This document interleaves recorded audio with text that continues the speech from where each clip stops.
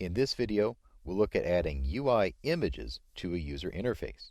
We need to create a pause panel that will hold our sliders and buttons for our pause menu that sits on our pause menu canvas. To do this, choose Game Object, UI, and Image from the top menu. This defaults to show us a white square. We can see it's got its own rect transform and is simply looking for an image in this case. Browse into the UI folder in Assets. There are a number of images available here that we can use in our user interface. To be able to use an image in a user interface, it must be marked as a sprite. When we select any of these images, such as the dog, we can see it's marked as sprite, parenthesis, 2D in UI. This is different than marking it as a texture, and will have different functionality in the user interface. If an image is marked as a texture, choosing under Texture Type and Texture, a user interface component won't accept it. Hence, we have to mark as sprite, 2D in UI. All of the images here should be marked as sprites already. If they're not, simply select them and change the texture type. We'll use, under our UI panel, the GUI panel _ 0 sprite.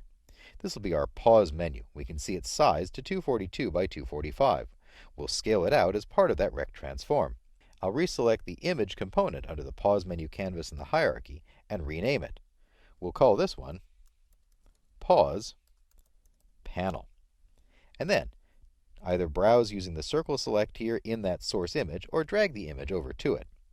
I'll drag this GUI panel 0 image into that source image slot, and we can see that panel change. If you'd like, you can choose a material for it. Right now I'll leave it as none, as this is drawn as I want it to be. Additionally, we need to stretch this out, changing the width and height of this panel and also its position. We'll do this in the rect transform to position this pause panel in the right place, so it's correct looking when it pops up if we pause the game. We'll set the position X to 0.